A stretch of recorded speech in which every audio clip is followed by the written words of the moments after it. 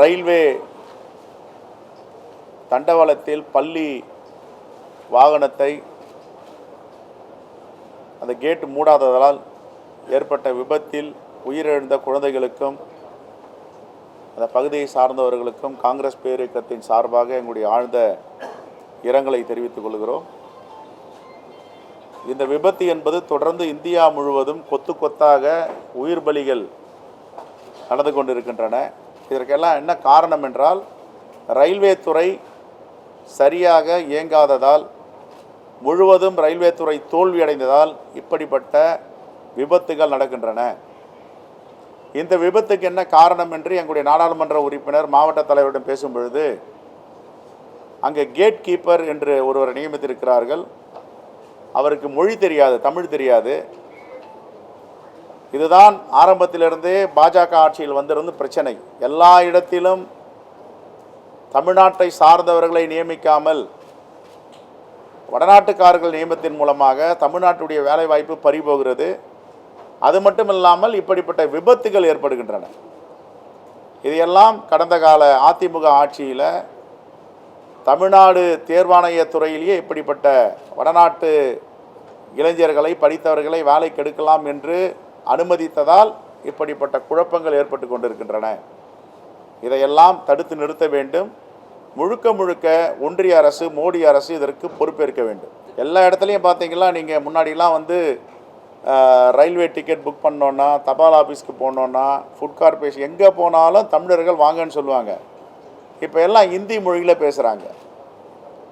இந்த இடைவெளி பெருசாக நீடிச்சிட்டே போது அந்த இடைவெளியின் காரணமாக பெரிய விபத்து ஏற்பட்டு குழந்தைகளை பலி கொடுக்கும் அளவிற்கு ஒன்றிய அரசு முன்னுக்கு பின் முரணாக எந்த திட்டமும் இல்லாமல் செயல்பட்டு கொண்டு இருக்கிறது. அதைத்தான் இந்த இறப்புகள், விபத்துகள் காட்டுகின்றன.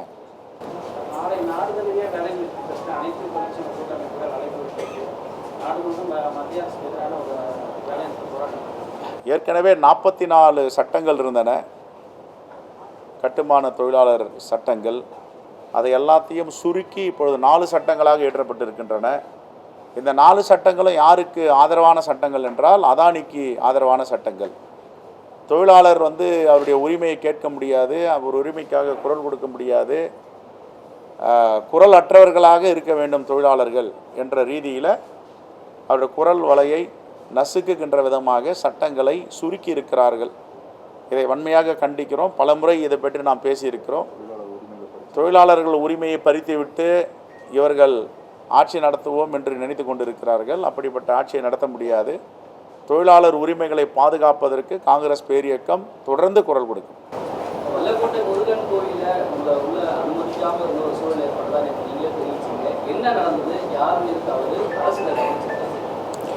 இல்லை, வல்லக்கோட்டை முருகன் கோவிலில் அந்த எக்ஸிக்யூட்டிவ் ஆஃபீஸர் அழைச்சதன் பேரில் தான் அங்கே போனோம். நேற்றுக்கு என்னுடைய தொகுதியில் 2 கும்பாபிஷேகம்.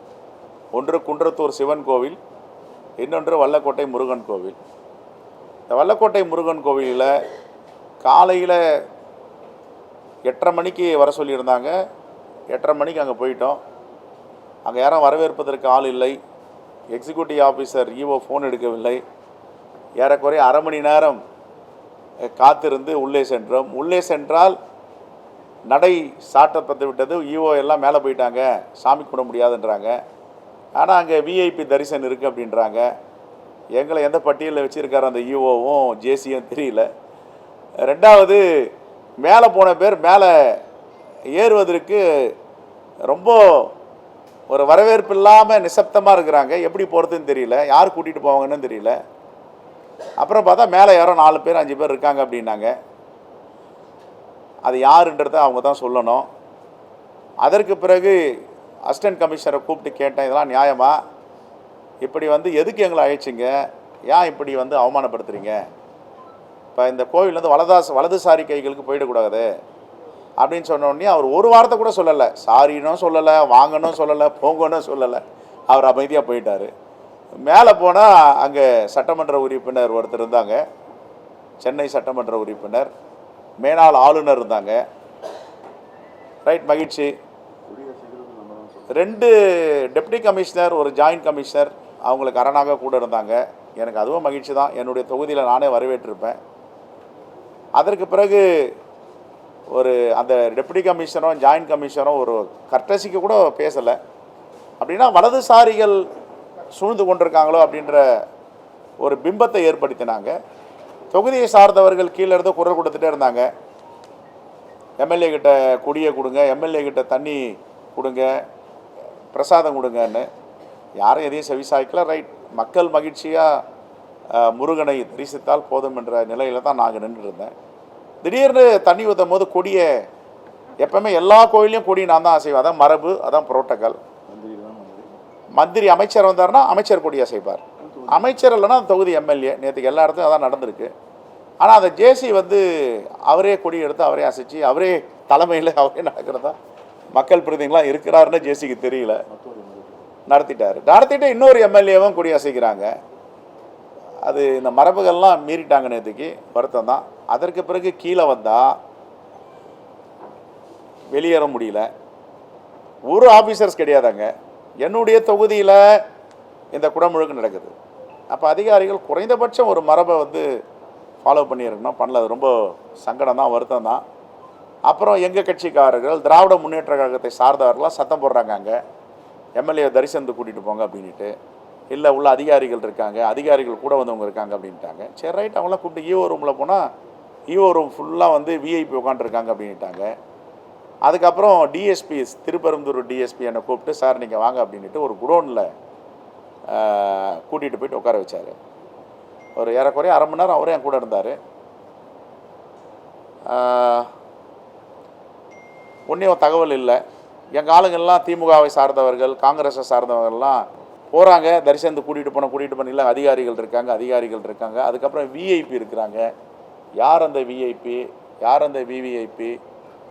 ஒரு சட்டமன்ற உறுப்பினருக்கு இல்லாத உரிமை அந்த கோவிலில் 4 லட்சம் பேர் இருக்காங்க வாக்காளர்கள் அங்கே, அந்த தொகுதியோட சட்டமன்ற உறுப்பினர். இந்த அதிகாரிகள் வந்து ஒரு வார்த்தைக்கு கூட வாங்கன்னு சொல்லல. ஆனால் மாண்புமிகு முதலமைச்சர் அவர்கள் ஒரு மனுநீதி சோழம்பர் ஆட்சி நடத்திட்டு இருக்காரு தமிழ்நாட்டில். அந்த துறை அமைச்சர் 24 மணி நேரம் தூங்குறாரான்னு தெரியாது. கோயிலாக போயிட்டு தன்னுடைய வேலைகளை சிறப்பாக செஞ்சிட்ருக்காரு. 3000 கோயில்கள் கும்பாபிஷேகம் செஞ்சுருக்காரு. 4000 கோடி சொத்துக்களை மீட்டெடுத்திருக்காரு. இப்படி வரலாறு படைக்கின்ற ஒரு அமைச்சர், மனுநீதி சோழனாக இருக்கிற ஒரு முதலமைச்சர், இவருடைய ஆட்சியில் வலதுசாரியை சார்ந்த அதிகாரிகள் 1-2 பேர் இருப்பதால் இந்த அரசுக்கு எவ்வளவு பெரிய நற்பெயருக்கு குந்தகம் விளைவிக்கிறது தான் வேதனையாக இருக்குது. இது ஒரு முறை 2 முறை இல்லை, என்னுடைய தொகுதியில், என்னுடைய மாவட்டத்தில் பல முறை நடந்திருக்கு.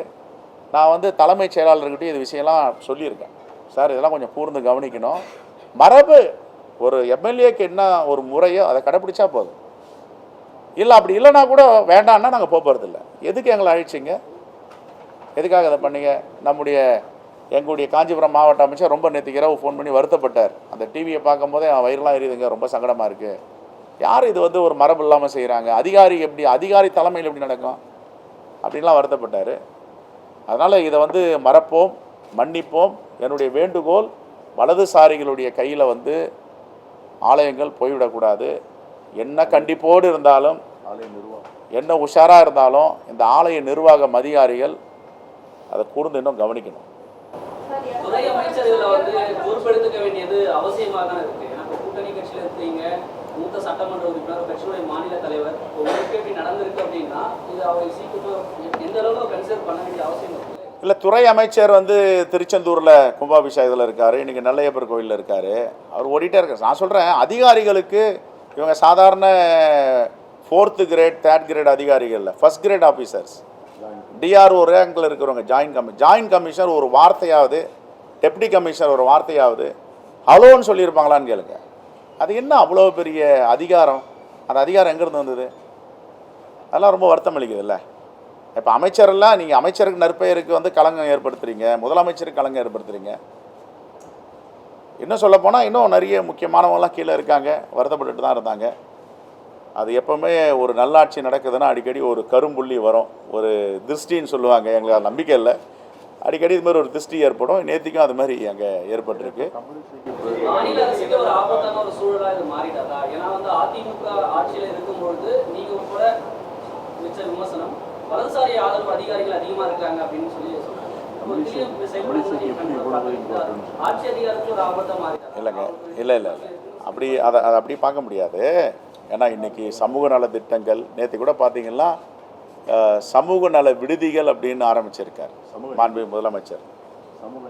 சமூக நீதி விடுதிகள், சமூக நீதி விடுதி இப்படி ஒன்று அயோத்திதாசர் பண்டிதர் பேரில் திட்டங்கள், திராவிட சுடர் அயோத்திதாசர் பண்டிதர் பெயர் சூட்டல், ஏராளமான பண்ணிகிட்டு இருக்காங்க. இதுக்கு முன்னாடி கடந்த ஆட்சியெல்லாம் வந்து வன்கொடுமை தடுப்பு சட்டத்தின் கீழே வந்து ஆண்டுக்கு ஒரு முறை கூட்டம் நடத்தணும்னா 10 ஆண்டுகளாக நடத்தவே இல்லை. அம்மையாரும் நடத்தலை, எடப்பாடி பழனிசாமியும் நடத்தலை.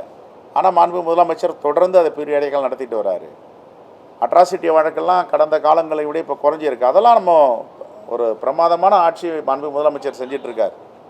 அதில் யாருமே எதிர்க்கட்சி கூட குறை சொல்ல முடியாது. ஆனால் ஒரு சில அதிகாரிகள் இப்போ நேற்றுக்கு ஏறக்குறைய 1 லட்சம் பேர் வந்திருந்தாங்க. அங்கே அந்த 1 லட்சம் பேர் தொலைக்காட்சியில் பார்க்குறாங்க, நேரடியாக கீழே இருந்து சத்தம் போடுறாங்க.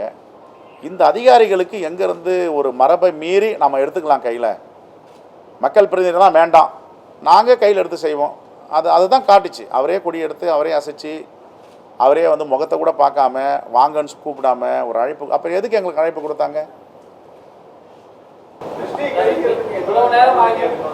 எது எதுங்க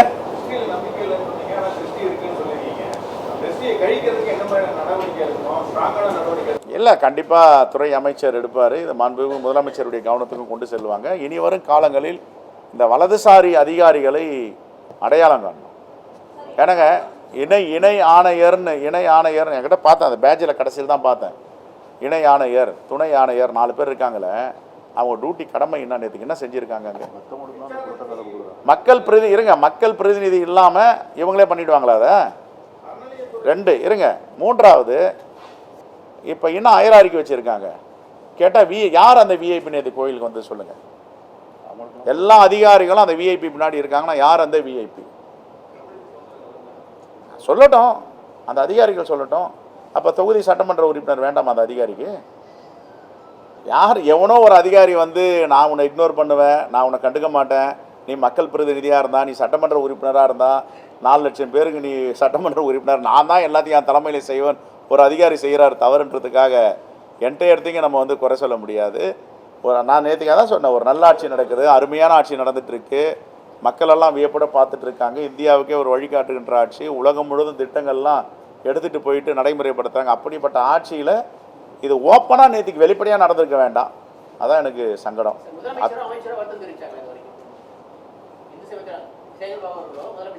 இல்லை, தேவையில்லை.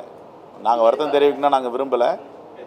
இனி வரும் காலங்களில் மக்கள் பிரதிநிதிகளை நான் என்ன சொல்கிறேன், மரபுன்னு ஒன்று இருக்குது, புரோட்டோக்கால் ஒன்று இருக்குது, அதை ஏன் எப்பவுமே கடைப்பிடிக்க மாட்டாங்க சில நேரங்கள்ன்றது தான் வருது எனக்கு.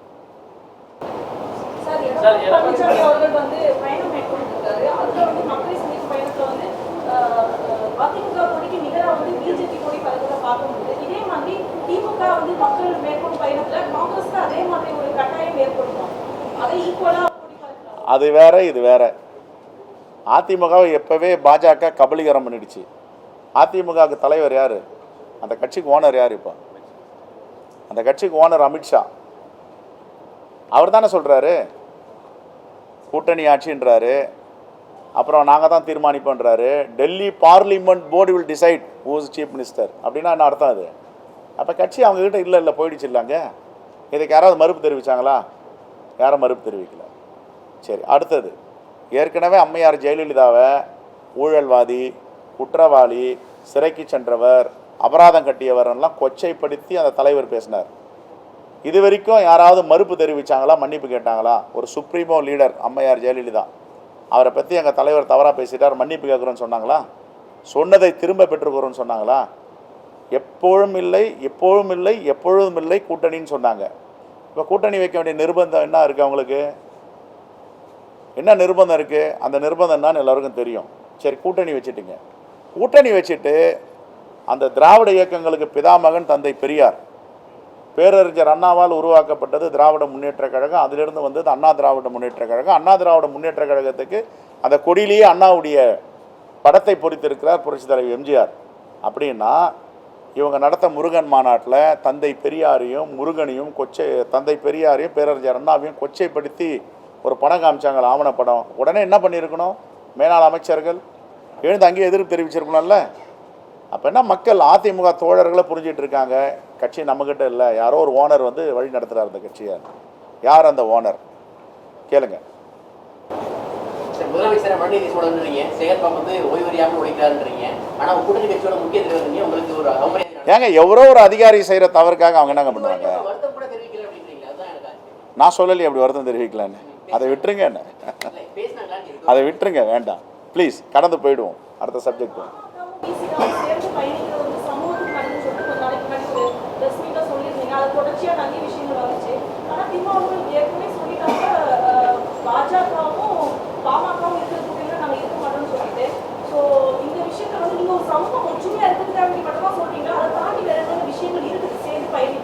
இதில் ஒரு விஷயமே இல்லைங்க. மருத்துவர் ராமதாஸ் ஐயாவை பார்த்தது வந்து ஒரு மரியாதை நிமித்தமாக தான் நான் பலமுறை சொல்லிட்டேன். ரெண்டாவது, கூட்டணிக்கு கூப்பிடணுமா கூப்பிடக்கூடாதான்றதெல்லாம் நாங்கள் முடிவு பண்ணுற இடத்துல இல்லை. நானும் அது மாதிரி கூப்பிடலாம், அவரும் அரசியல் பேசலை. எந்த இடத்துலையும் வந்து நீங்கள் 2 பேரும் இணைஞ்சி ஒரு கூட்டணியில் இருக்கணும்னு நான் சொல்லலை. அவங்க கற்பனைக்கு எட்டாத அளவுக்கு முடிவு பண்ணிவிட்டு இதை ஒரு விவாத பொருளாக மாற்றுறாங்க. அது தேவையே இல்லை. என்னுடைய அளவுகோல்னான்னு எனக்கு தெரியும், உயரம்னாலும் எனக்கு தெரியும். யார் கூட்டணியில் ஒரு கட்சி வருதுன்னா தீர்மானிப்பாங்க. தீர்மானிக்கிறவர் வந்து திராவிட முன்னேற்ற கழகத்தின் தலைவர் மாண்பு முதலமைச்சர் அண்ணன் தளபதி தான் தீர்மானிப்பார். அதில் மாற்றுக்கிறது இருக்கா? நம்பர் 1. நம்பர் 2, அதை ஏற்றுக்கொள்வதும் முடிவு பண்ணுறது யார்? விடுதலை சிறுத்தை தலைவர் தான். அவங்க தான் முடிவு பண்ணணும். நாங்கள் எப்படி முடிவு பண்ண முடியும்? நாங்கள் எப்படி கருத்து சொல்ல முடியும்? அதில் ஒரு மரியாதை நிமித்தமான ஒரு சந்திப்பை இவ்வளோ பெரிய விவாத பொருளாக்கி அது தேவையே இல்லை.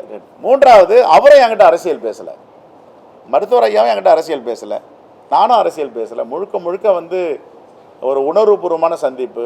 ஒரு 40 ஆண்டுகளாக அவர் கூட தொடர்பில் பயணத்தில் இருக்கும்.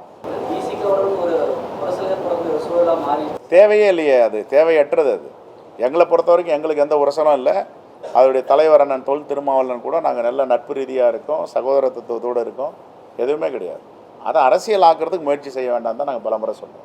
நீங்கள் மட்டும் சந்திக்கல, ராமசோதரனும் அடுத்து போய் ராமதாஸ் சந்திக்கிறார். இது வரைக்கும் ராமதாஸ் திட்டி ராமசோதரன் போய் சந்திக்கிறார். இப்போ விசிக்கு என்ன சொல்கிறாங்கன்னா, நாங்கள் தான் காங்கிரஸோட பெரிய கட்சி அப்படின்னு அவங்க ஒரு அந்த இருக்கு. நல்லது தானே, பெரிய கட்சியாக தான் வரவேற்கிறோம், வாங்க. எல்லாத்துக்கும் காரணம் அது அது அது எப்படி சொல்கிறது? அவரை சந்திச்சது தவறுன்னா அதை பெரிய வன்மமோ, அதை விட மதவாதமோ, அதை விட சனாதானமோ, அதை விட ஒரு மனு தர்மம் என்ன இருக்க முடியும்? நான் போய் அவரை செஞ்சு தப்புன்னு ஒரு பார்வை இருக்குன்னா அதுதான் மனு தர்மம், அதுதான் சனாதானம். ஒரு பெரியவரை 87 வயதை கடந்தவர், ஒரு மூத்த தலைவர், சமூக நீதிக்காக ஏறக்குறைய 60 ஆண்டுகளாக போராடிட்டு இருக்காரு. அவரை போய் செஞ்சு தவறுன்னு யார் சொல்ல முடியும்? ஆமாம், ராமசோகந்தன் சஞ்சித் காங்கிரஸுடைய தலைவராக அவங்க அப்பா வாழப்பாடியாக இருந்தார். அவருக்கும் இவருக்கும் உள்ள உறவு எல்லாருக்கும் தெரியும். ரொம்ப வேண்டியமானவங்க, குடும்ப நண்பர்கள் அவர்கள். இதில் அரசியலே கிடையாது. ரைட், ஓகே, நன்றி.